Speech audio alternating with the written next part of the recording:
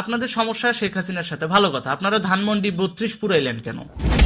আপনাদের সমস্যা শেখ হাসিনার শাসন আমল নিয়ে, ওকে ফাইন। আপনারা বাংলাদেশের ইতিহাস ঐতিহ্যের যে স্মৃতিগুলা সেগুলো পুরাইলেন কেন, সেগুলো নষ্ট করলেন কেন? আপনাদের সমস্যা শেখ হাসিনার সাথে, ভালো কথা। আপনারা ইন্দিরা গান্ধী কালচারাল সেন্টার পুরাইলেন কেন? তার মানে কি বোঝা যায়? আপনারা বাংলাদেশ কনসেপ্টেই বিশ্বাসী না। আপনারা বাংলাদেশের অস্তিত্ব ধ্বংস করার জন্য উঠে পড়ে লেগেছেন 5 তারিখের পরে। এই রাষ্ট্র, এই ভূখণ্ড ঠিকই চান, কিন্তু ব্যানারটা নাম যদি বাংলাদেশ থাকেও, কিন্তু অ্যাক্টিভিটিস যেন বাঙালির ইতিহাস ঐতিহ্য সমৃদ্ধের যে অ্যাক্টিভিটিস সেগুলো যেন না থাকে, সেই ব্যাপারে আপনারা কাজ করতেছেন। তা আপনারা যখন ইতিহাস মিটিয়ে দেওয়ার পিছনে উঠে পড়ে লাগেন, তখন ইতিহাস কিন্তু ঘুরে ফিরে আপনাদের পেছনেই কিন্তু বাস দেবে, কারণ ইতিহাস ফিরে আসে বারবার, এটা ভুলে যায়েন না। উনি তাহাজ্জুদ পড়তেন, 5 ওয়াক্ত নামাজ পড়তেন, এটা আমরা জানি। যদিও ওনার বাড়িতে একটা জায়নামাজও খুঁজে পাওয়া যায়নি। গণভবনে নাকি কোরআন শরীফ পাওয়া যায় নাই, জায়নামাজ পাওয়া যায় নাই, মানে যেগুলো ইসলাম চর্চার মেইন উপকরণ সেগুলো নাকি পাওয়া যায় নাই। তাহলে এগুলো যাক ভাই, জায়নামাজ পাইছেন, ভালো। নামাজ পড়ছে অলরেডি। বাহ, ওখানে ভিতরে দারুণ জিনিস এটা। পরিকল্পিতভাবে 90% মুসলমানের দেশে বঙ্গবন্ধু কন্যা শেখ হাসিনাকে ইসলাম বিদ্বেষী হিসেবে প্রচার করা হয়েছে।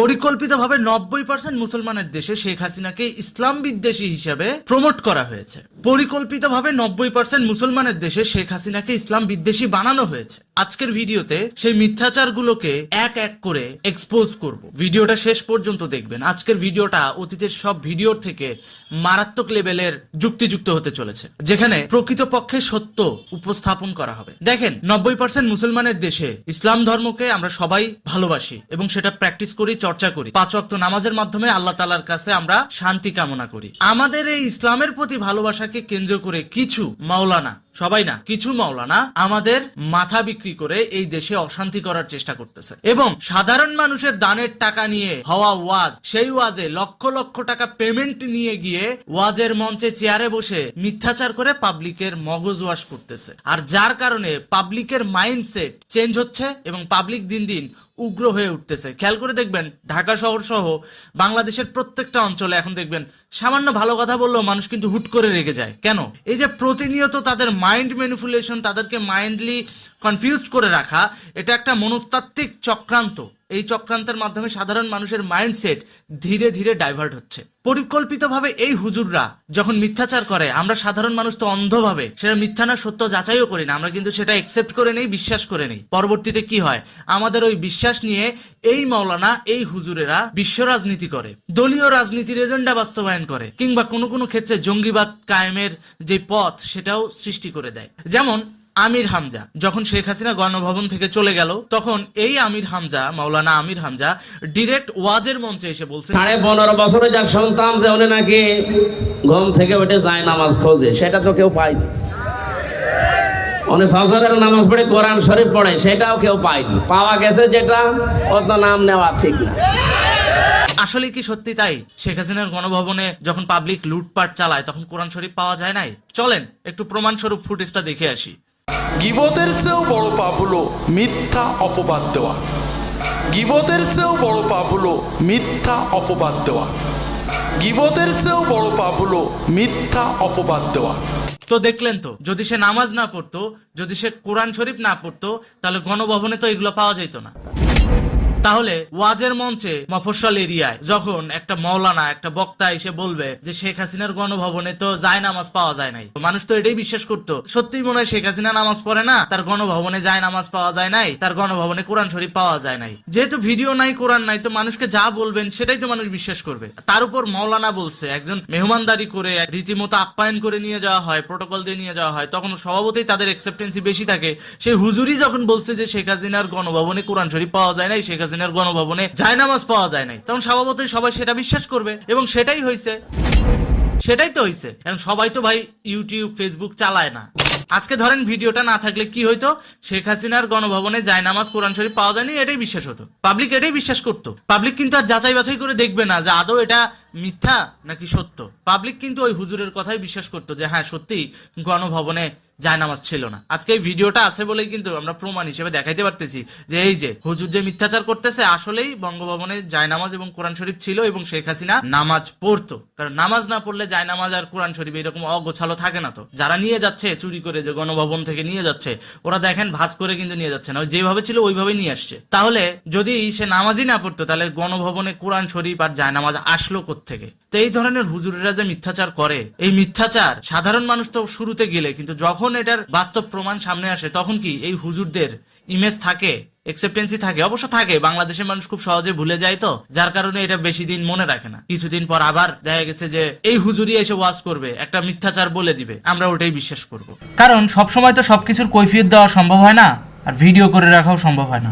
পাপের যে পাল্লা কিয়ামতের দিন এটা হালকা হবে যাদের, তারা যাবে জান্নাতে। আর যাদের ভারী হবে তাদেরকে আল্লাহ হাবিয়া নামক যে জাহান্নাম আছে এই মায়ের কোলে তাদেরকে দেবে। আর যারা মিথ্যাচার করে তাদের শাস্তি কি হবে হুজুর? তাহলে এটা তো চাক্ষুষ প্রমাণ। এরকম হাজার কত না কত মিথ্যাচার ওয়াজের মঞ্চে যুক্তিটাকে টিকিয়ে রাখার জন্য বলছে, তার তো কোনো হিসাব নাই। এই বিগত 15 বছর ধরে শেখ হাসিনাকে শুধুমাত্র ইসলাম বিদ্বেষী বানানোর জন্যই এই ধরনের চক্রান্তগুলো করা হয়েছে ওয়াজের মঞ্চে। আর যখনই শেখ হাসিনা এটার বিরুদ্ধে কোনো পদক্ষেপ নিছে তখনই আমরা তাকে বলে দিছি কি তিনি স্বৈরাচার, আমরা তাকে বলে দিছি কি যে তিনি ইসলাম বিদ্বেষী। আদৌ কি তিনি ইসলাম বিদ্বেষী? তাহলে তিনি কি বাংলাদেশে এতগুলো মডেল মসজিদ তৈরি করতেন? কিছুদিন আগে ডক্টর ইউনূসের প্রেস সচিব বললেন এতগুলো মডেল মসজিদ তৈরি করার কি দরকার ছিল? ভাই তুমি তো সুদখোরের প্রেস সচিব, তুমি মসজিদের মর্ম কি বুঝবা? বাংলাদেশে 90% মুসলিম, তারা ইসলামকে ভালোবাসে, তো তারা মসজিদে গিয়ে নামাজ পড়বে না? সরকারি পক্ষ থেকে 560টা মডেল মসজিদ তৈরি করা হয়েছে, তাতে তোমার এত জ্বলছে কেন? শয়তানি একটু কম করে করো।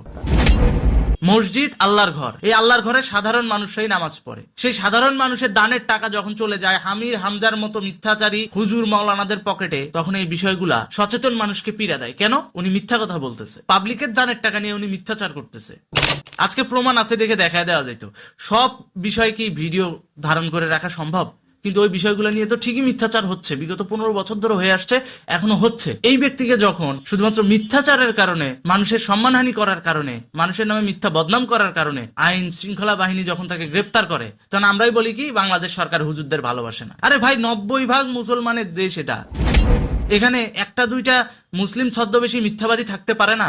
তাদের বিরুদ্ধে কি ব্যবস্থা নেওয়া যায় না? এগুলো আপনাদের বুঝতে হবে। সুতরাং আমরা চাচ্ছি উনি যেহেতু পালিয়ে গেছে। হুজুর থামেন, ভুলে যায় না মক্কা শাসনের আগে নবী সাল্লাল্লাহু আলাইহি ওয়াসাল্লাম কাফেরদের যন্ত্রণায় কিন্তু মক্কা ছেড়েছিলেন। আর আপনাদের মতো মিথ্যাবাদীদের যন্ত্রণায় শেখ হাসিনা পালাইলে দোষ হয়ে যায়? আপনি খেয়াল করে দেখেন বঙ্গবন্ধুর পিছনে কি এই ধরনের ষড়যন্ত্র হয় নাই? বাংলাদেশে এমনও প্রচারণা করা হয়েছে যে যদি নৌকায় ভোট দাও তাহলে তোমার ভোট হিন্দুদের কাছে চলে যাবে, তোমাদের ভোট নাস্তিকদের কাছে।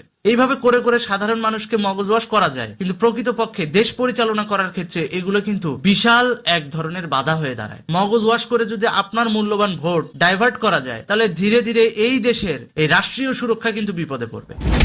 আমি তো দেখলাম টকশোতেও একজন এসে বললেন যে শেখ হাসিনার ঘরে জায়নামাজ পাওয়া গেল না কেন। চলেন ফুটেজটা দেখে আসি।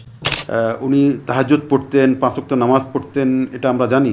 যদিও ওনার বাড়িতে একটা জায়নামাজও খুঁজে পাওয়া। তো দেখলেন তো, এভাবেই পরিকল্পিতভাবে মিথ্যাচার করা হচ্ছে। এরকম অনেক ছোট ছোট ছোট ছোট মিথ্যাচার করা হয় ওয়াজের মঞ্চে, খুব সূক্ষ্মভাবে করে। আমরা তো মাওলানা বলতে ওরে বাবা হুজুর আসছে ওয়াজ করতেছে, আমরা তো খুব ইমোশনাল হয়ে যাই। কিন্তু সে ওয়াজের নামে আমাদের মস্তিষ্কে কি ঢুকায় দিয়ে যাচ্ছে, আমাদেরকে কি বলে যাচ্ছে, এইটার ব্যাপারে আমরা কোনোটাই গুরুত্ব দেই না। কোরআন হাদিসের কোনো ব্যাখ্যা আমাদেরকে দেওয়া হয় না, দেওয়া হলেও সেটার অপব্যাখ্যা দিয়ে আমাদেরকে রাজনৈতিকভাবে ডাইভার্সন করা হয়। এগুলোর নাম কি ওয়াজ? অতএব মুসল্লির টাকা দিয়ে, যেই টাকা দিয়ে আপনারা ওয়াজ করবেন, ওই টাকা দিয়ে লাগলে আপনার ইমাম সাহেবের বেতন বাড়ায় দেন, লাগলে আপনার মুয়াজ্জিন সাহেবের বেতন বাড়ায় দেন। ওর সংসার নিয়ে 2-4টা ভালো মন্দ খায়া ও যদি ভালো চলতে পারে, ও আপনার জন্য দোয়া করবে, আপনার এলাকাবাসীর জন্য দোয়া করবে। আর যদি মসজিদরে ব্যবসা প্রতিষ্ঠান বানাইতে চান তাহলে করেন, ওয়াজ করেন, কিন্তু ভালো বক্তা নিয়ে আসেন যে কিনা প্রকৃতপক্ষে ইসলামের কথা বলবে, কোনো রাজনৈতিক এজেন্ডা এখানে বাস্তবায়ন করবে না। বঙ্গবন্ধুর পেছনে এরকম অনেক প্রোপাগান্ডা হয়েছে। নাস্তিক বলা হয়েছে, বঙ্গবন্ধুকে ভারতের দালাল বলা হয়েছে, একইভাবে শেখ হাসিনাকে নাস্তিক বলা হচ্ছে, তারপরে শেখ হাসিনাকে বলা হচ্ছে ইসলাম বিদ্বেষী, মাওলানা বিদ্বেষী। তাহলে আপনারা বারবার ওয়াজের মঞ্চে সাধারণ মানুষকে ইসলামের নামে অপব্যাখ্যা দিবেন, আর সেটার বিরুদ্ধে পদক্ষেপ নিলেই শেখ হাসিনা ইসলাম বিদ্বেষী হয়ে যায়? তাহলে শেখ হাসিনা যদি সত্যি ইসলাম বিদ্বেষী হতো, তিনি কি 5 ওয়াক্ত নামাজ পড়তেন বা তিনি কি কোরআন শরীফ পড়তেন? পড়তেন না। তিনি কিন্তু কোরআন শরীফের আদলে আপনাদের মতো ধর্মটাকে ব্যবসার পণ্য বানায় নাই। তিনি কিন্তু আপনাদের মতো ব্যবসার পণ্য বানায় নাই কোরআন শরীফকে, তিনি কিন্তু আপনাদের মতো ধর্মকে বিক্রি করে পুঁজি করে কোনো ফায়দা কিন্তু তিনি লুটে নাই। তিনি চাইলে লুটতে পারতো কিন্তু করে নাই। তিনি চিন্তা করছেন ধর্মটা আমার একান্ত আত্মশুদ্ধির ব্যাপার, আমি আত্মশুদ্ধি হিসাবে ধর্মটাকে চর্চা করে যাব, তিনি সেটাই করছেন। অথচ আপনারা ওয়াজের মঞ্চে তার নামে গীবত করছেন, তার নামে বদনাম করছেন। অথচ আপনারাই বলেন যে গীবত ইসলামে হারাম, বদনাম করা ইসলামে হারাম। গীবত করা মানে মৃত ভাইয়ের মাংস খাওয়া, মিথ্যা বলা মহাপাপ। তাহলে আজকে আমির হামজা এই মিথ্যা বলার কারণে কোথায় যাওয়া উচিত? তিনি কি তার মৃত ভাইয়ের মাংস খান নাই গীবত করে শেখ হাসিনার নামে? তো এই বিষয়গুলো বুঝতে হবে। ছোট ছোট কনফ্লিক্ট যেগুলো আমাদের মাথায় ঢুকিয়ে দেওয়া হয়, এটা শুধুমাত্র আমাদের ভেতরে একটা নেগেটিভ মাইন্ডসেট তৈরি করে দেওয়ার একটা ধান্দা, যাতে ফিউচারে আমরা কিছু হইলে যুদ্ধে ঝাঁপায় পড়তে পারি। আরে ভাই, যুদ্ধ করে একটা দেশ 150-200 বছর পিছিয়ে যায়। এই যে 71-এর যুদ্ধে আমরা এতটাই পিছিয়ে পড়ছি, এতটা গণহত্যার শিকার হয়েছি আমরা, যে এখনো পর্যন্ত বাংলাদেশ মাথা উঁচু করে দাঁড়াইতে হইলে যেই পরিমাণ লিডারশিপ দরকার সেটা কিন্তু আমরা পাই নাই। পাকিস্তানিরা কিন্তু সেটা আমাদের ড্যামেজ করে দিয়ে গেছে। তো এই বিষয়টা কিন্তু আপনাদের বুঝতে হবে যে আমরা কি করছি, কোন দিকে যাচ্ছি, কোন কথা রিসিভ করতেছি। এটার ব্যাপারে আপনারা যতদিন না পর্যন্ত সচেতন না হবেন ততদিন পর্যন্ত আমাদের এই দেশে ভালো লিডার জন্মাবে না। আর ভালো লিডার না জন্মালে ওই দখলদার পাকিস্তানি কিংবা ওই দখলদার মধ্যপ্রাচ্যের যে গোষ্ঠীটা অথবা ওই দখলদার পশ্চিমা গোষ্ঠীরা, তারা কিন্তু আসবে আপনার সন্তানের, আপনার যুগটা না পাইলেও আপনি যদি মইরাও যান, আপনার সন্তানের মাথায় লবণ রেখে বড়ই খেয়ে চলে যাবে, আর বুটের লাথি খাবে আপনার সন্তান। এটা মাথায় রাখেন। অতএব সচেতন হন, একটু খেয়াল রাখেন নিজের দিকে। আপনাদের শেখ হাসিনার বিরুদ্ধে মতামত থাকতেই পারে, সেটা রাজনৈতিকভাবে প্রমাণ দিয়ে সেই জিনিসগুলো আপনারা সলভ করেন। কিন্তু আপনারা যদি সরাসরি এসে মিথ্যাচার করেন, গীবত পরিচালনা করেন, সাধারণ মানুষের মস্তিষ্কে গীবতের পয়জন ঢুকিয়ে দেন, তো এই সাধারণ মানুষ তো খেপে যাবে। এবং সেটাই হয়েছে। এই যে বিগত 15 বছর তারা যে পাবলিকের মাইন্ড ওয়াশ করছে ওয়াজের নামে, সেটারই প্রতিফলন হয়েছে 5ই আগস্ট। হ্যাঁ, এটাই সত্য। আপনাদের শেখ হাসিনার শাসন আমল পছন্দ নাই হতে পারে, সেটা রাজনৈতিকভাবে মোকাবেলা করেন। আপনারা কি করলেন? মিথ্যাচারের আশ্রয় নিলেন। মিথ্যা দিয়ে কি আপনাদের সারা জীবন চলতে পারবেন? বঙ্গবন্ধু শেখ মুজিবুর রহমানের শেষ স্মৃতি ধানমন্ডি 32টাকেও আপনারা পুড়ায় দিলেন। কি হয়েছে? যাতে ইতিহাস না থাকে। তাহলে আপনাদের ভিতরে আর পাকিস্তানিদের ভিতরে পার্থক্য কি? পাকিস্তানিরা আমার দেশের বুদ্ধিজীবীদের হত্যা করছে কেন? যাতে ভবিষ্যতে বাংলাদেশে বড় কোনো লিডার তৈরি না হয়, বড় কোনো নেতা তৈরি না হয়, যাতে এই দেশ নেতৃত্ব শূন্যতায় ভোগে আর তারা এসে দখল করতে পারে, কিংবা পশ্চিমা গোষ্ঠী এসে অনায়াসে এখানে তাদের যে এজেন্ডা সেটা যেন বাস্তবায়ন করতে পারে। তাহলে আপনাদের মধ্যে আর ওই পশ্চিমা গোষ্ঠীর মধ্যে, ওই পাকিস্তানি গোষ্ঠীর মধ্যে পার্থক্যটা কি থাকলো? এই ওয়াজের মঞ্চে পাবলিকের দানের টাকা তো পাচ্ছে এই হুজুরেরা, একই সাথে বিভিন্ন এম্বাসি থেকে, বিভিন্ন কূটনৈতিক গোত্র থেকেও টাকা পাচ্ছে শুধুমাত্র আপনার আমার মগজ ওয়াশ করার জন্য। তার মানে বুঝতে পারতেছেন, আপনার আমার ব্রেনটার ভিতরে সাধারণ ভালো যৌক্তিক বিষয় যেন না ঢোকে, এই ক্ষেত্রটাকে তৈরি করার জন্য পশ্চিমা গোষ্ঠী, পাকিস্তান গোষ্ঠী ফাইন্যান্স করতেছে এই মাওলানাদের। আল্লাহ খোদার নাম নাই, কোরআনের কোনো ব্যাখ্যা নাই, কিন্তু দেখবেন যে গল্প আছে, কোন নায়িকা কি করলো সেই গল্প।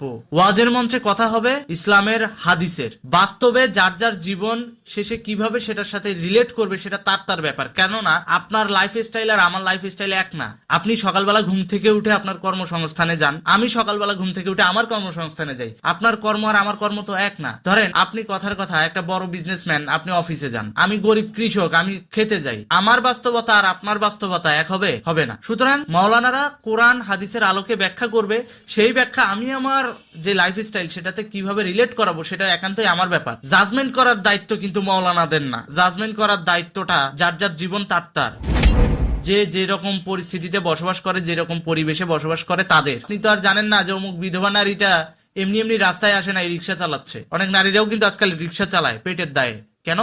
কারণ তার আর্নিং সোর্স নাই। কিন্তু আপনি ওয়াজের মঞ্চে বলতেছেন যে মেয়েদের বোরখা পরা উচিত, মেয়েদের ঘরে থাকা উচিত, মেয়েরা কেন রাস্তায় আসবে? আপনি তো আর জানেন না যে ওই মেয়েটা কতটা বিপদে পড়ছে, কতটা বিপদে পড়ে এসে রাস্তায় এসে পুরুষ মানুষের মতো এসে রিক্সা চালাচ্ছে। আপনি তো আর তার বাস্তবতা বুঝবেন না। অতএব জাজমেন্ট করার দায়িত্ব কিন্তু মাওলানাদের না, জাজমেন্ট করার দায়িত্ব যার যার জীবন তার তার, যার যার লাইফ স্টাইল তার তার। কারণ কোরআন আপনার জন্য আলাদা না, আমার জন্য আলাদা না। সবাই কিন্তু আজকাল শিক্ষিত, পড়তে পারে। দয়া করে একটু কোরআন শরীফটা খোলেন, বাংলা অর্থগুলো কিন্তু আরবির নিচে দেওয়া আছে, একটু পড়েন। পড়লে আপনারা অনেক কিছু জানতে পারবেন। তখন দেখবেন এই মারামারি, হানাহানি, খুনাখুনি, এই মিথ্যাচার, এই গীবত এগুলো থাকবে না।